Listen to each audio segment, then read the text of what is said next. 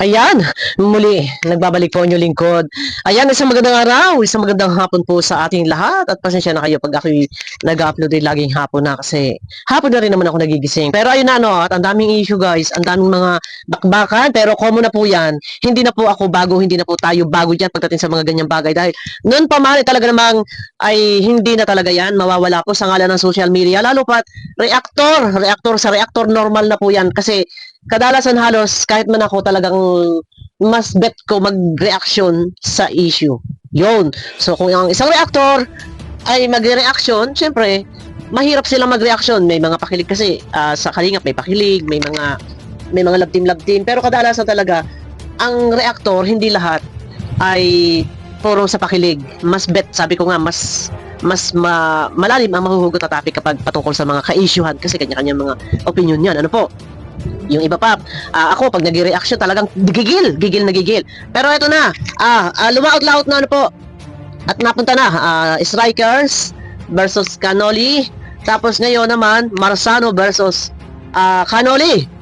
So, umiikot ang mga issue eh. Dati kila Yangmi, kay Canoli, tapos sa Jomcar 8, ayun na, Jomcar 80, tapos sa Love Team naman, Danjoy, Jomcar, EDSI, umiikot-ikot lang ang mga issue talaga. Talagang bukas makalawa ano naman kaya ang issue, pero talaga sabi ko sa inyo, common na po yan.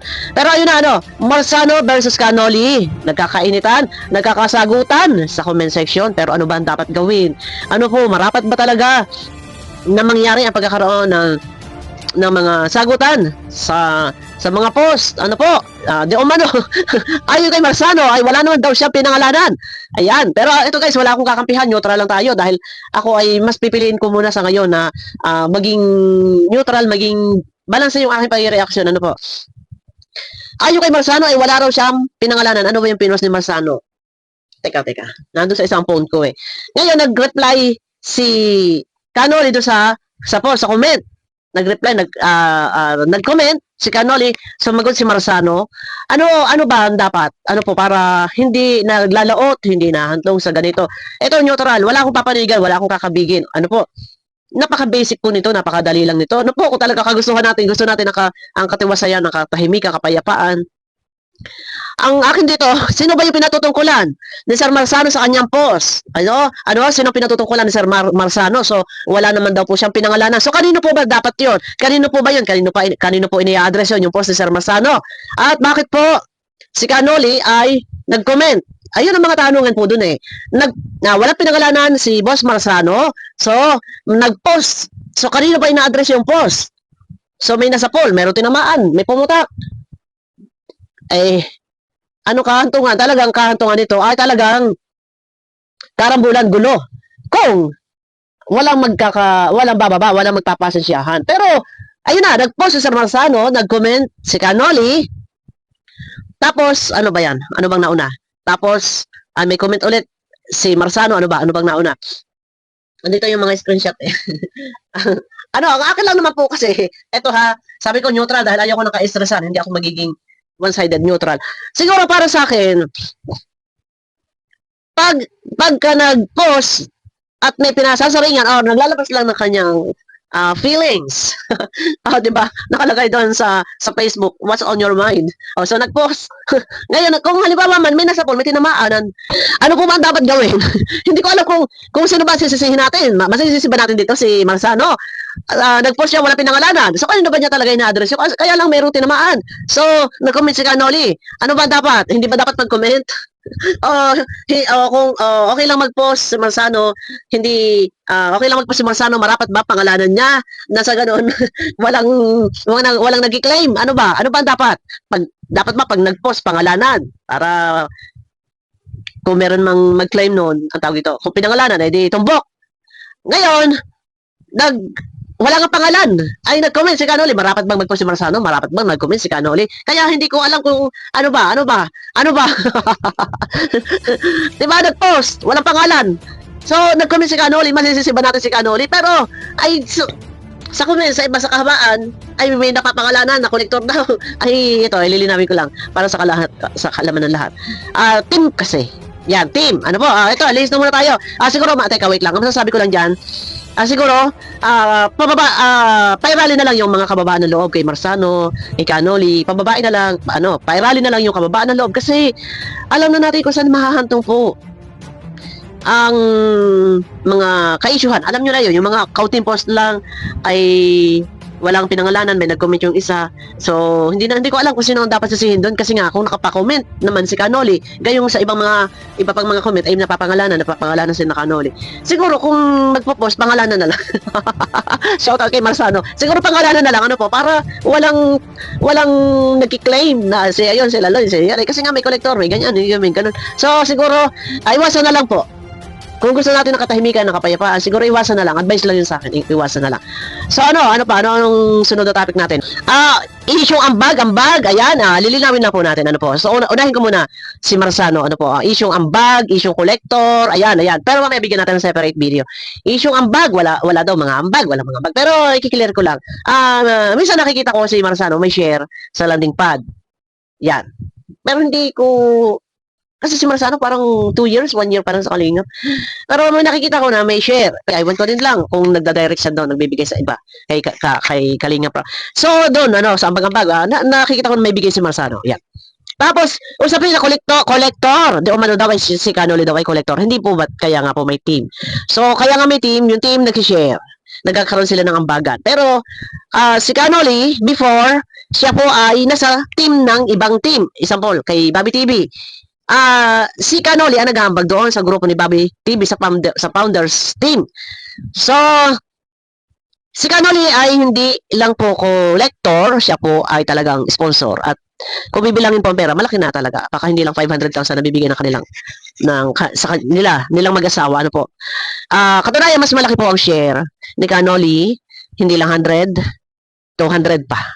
About po doon sa mga ambagan, about po sa pabahay. Pero maganda ating itapik ang patungkol sa pabahay para mas maliwanagan, mas maintindihan, mas malinawan.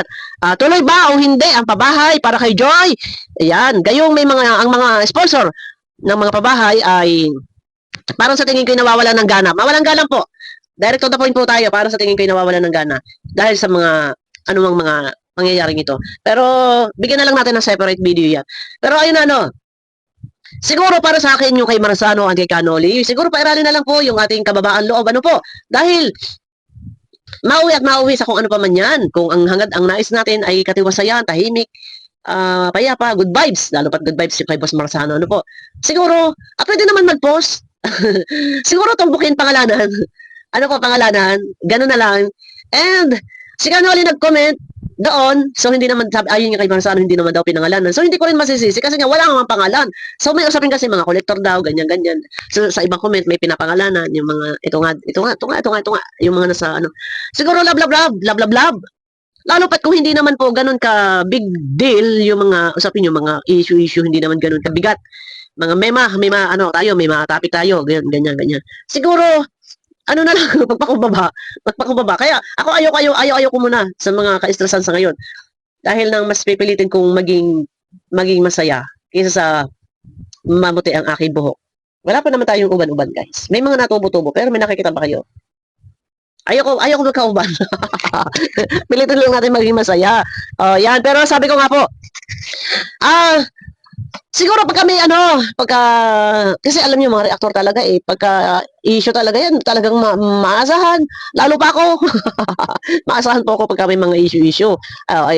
Lalo na si Banat Magsik, si Sal TVPH, si Hasa, si Sayat. Ayan. Ito magandang may topic natin, yung tungkol doon sa kay si Hasa and kay si Sayat, ang pangalan nila halos magkamukha, Hasa, Hayat.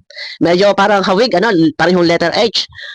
Minsan nagkakabulol-bulol, nagkakalito-lito. Minsan pag binabanggit yan, Hasa, Hayat. Medyo ang bigkas, ang tinutukoy ay si Hasa, ang nabibigkas ay Hayat. Yun, nagkakalito-lito. Ayun, nabigkas si Canoli ay si Hayat. Ay, pati ako nalilito. Ang nabigkas si Canoli ay si Hayat. Na di umano daw nandoon. Sama nila Rowie Name noon, time na Pero ang si Hasa yun. So, nagkakalito-lito. So, yun, iwan ko kung nabigyan na yan ng linaw ni Canoli. Na si Hasa yun.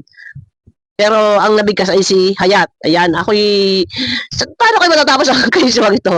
Ayan, love. Pilitin lang natin na maging masaya. Pilitin lang natin. Ayoko na rin ng mga ka-stress, nakakapagod na rin. Ano po? So, about yan sa pangyayari sa pabahay ni Joy, may napapanood ako na sila Banat Bagsik na daw, baga, ang magpapabahay. Pero, siguro, hindi naman, ang alam ko ipagpapatuloy. Pero abangan na lang natin kung ano mangyayari sa pabahay na yan. Ano po, nasa pabahay ni Joy. At ang gulo-gulo ng mga ng mga pangyayaring ito, nagkakabulbul at nagkakalaot-laot na po ang mga usapin. Pero ganun pa man, siguro, sa lahat ng mga viewers, pilitin po natin na maging kalmado po. Dahil unang-una, wala naman po talagang issues sa Kalingap. Meron man, di mga usapin mga reaktor. Pero, common na po yan, pangkaraniwan na po. Kaya lang, ingatan na lang po natin na makakapuntos po o makakakuha ng butas ang mga kalaban. Yung mga ganun tipo. Kasi, pag tayo magsasalita, pag tayo ay magla-live or ano pa, at doon na nanonood, halimbawa, nanonood si Hasa, nanonood si Sayat, si Sel, si Banat Bagsik, pagka manonood yan talaga, may nakita talaga na butas, ay striker po sila at yan naman po ina-allowed ni Birador. Ayan po ang sinasabi ni Birador sa rules. Ano po? Yung rules na ang mga strikers ay nakamonitor o nakatingin or magmamanman oras na may makita silang hindi mali ay pupunahin. So, ayan po talaga ang trabaho ng strikers. Kaya, iyon ay nakabase sa rules. So, wala tayong magagawa kasi yun po ang lumapag na rules. Pero yun naman po ay hindi, aywan ko kung official na ba yan, na yun na ba talaga yung rules o mababago pa. Ang trabaho po ng strikers ay pumuna. Kaya wala po tayong magagawa kasi yun po yung rules na ipinatupad o inilapag ni Birador sa kanila, sa mga president. At naitakil po yan ni Birador sa kanyang live. So, ganun pa man, siguro ma-advise ko na lang sa atin na, i-address ko na sa lahat-lahat na to. Iwasan na lang natin na makabitaw na salita na mayroong masisilip ang kung sino ka man, yun. Ganun. Kasi, pag nasilip na yung striker yan, ito, huwag niyo ibabasa ang striker at hindi ako ng bashing po dito. Sabi ko nga, mas pipiliin ko muna sa panahon ngayon kasi alam niyo, medyo mahina-hina ang aking katawan, guys. Kaya minsan, yun sa sobrang puyat na rin po siguro, minsan hindi ako makatulog, minsan naman ang lakas ko matulog pag nakakainom ako ng mga yung mga melatonin, yung gamis, kaya hindi melatonin. Yan, pagka nakainom ako niyan, ilang araw, atakahin ako ng sunod-sunod, mga 3 araw, puro antok. Yan, kaya pinipilit ko muna maging relax muna, maging kampante kasi nga, ang kalusugan natin, medyo nagkakaedad na rin. Kaya, ayun, alalay muna tayo, alalay. Pero tayo, diretso, ang pagnangak dito, may content, may masabi lang ako. Pero ayun na nga, kay Marsado, siguro pag magpo-post, siguro pangalanan na lang, iwas na lang sa mag-post ng mga, parang may pinatutungkulan ka, pero doon, wala naman ikaw na name drop, na pangalanan, pero may umaray. So, kasi kung feeling ni Canoli na siya yun, ay kung siya nga yung napapangalanan doon sa comment section, talagang mauuwi po sa pagtatalo. Ayan, abangan nyo ako sa aking next video. May grab shoutout po sa inyo lahat. Ayan, itapik nga natin, sponsor, na paano yung sponsor ni Joy, yan. Ano nang nangyari sa pabahay ni Joy? Ano ba nangyari? Wala na ba? Nag-alisa na ba mga sponsor? Pwede naman po natin itapik yan ng maayos na hindi tayo makakasakit sa mga damdamin ng bawat isa. Ano po? Ayan, abangan nyo ako sa aking next video, guys. May grab shoutout. Siguro pag magpo-post, pangalanan, tumbukin agad, tumbok. So, siguro kung hindi rin naman na pangalanan, siguro wag na lang mag-comment. Hayaan na lang, ignore. Pero mas maganda niyan. So, kung hindi naman din tayo talaga sanay sa mga ganyan na privatan, bakbakan, so content, ay siguro iwas tayo na makakuha na may tatapik. O, may mapupuna ba? Yan. Abangan nyo ko guys sa aking next video. May grab shoutout po sa inyo lahat at pakiclick po ng thumbs up. And mangyari lamang din po kung yung mga gusto mag-click ng subscribe. Pwede naman po, pero mas maganda po kung may click po yung bell. Pag na-click nyo yung bell, may lalabas na all. Yan, para updated kayo sa aking mga susunod pang video. And sana guys, pa-comment naman po kahit heart lang. Pwede. So yun naman guys, sa lahat ng ating mga minamahal na viewers, kung ilan man po ang abutin ng aking viewers na ito, pa-comment naman po kahit tig-isang puso lang. Ayan, wag na lang po ang negative comment at magbabas pa, wag na po. Pa-comment naman po kahit isang puso lang. Maraming salamat po sa inyo lahat at kita-kita tayo sa aking next video po.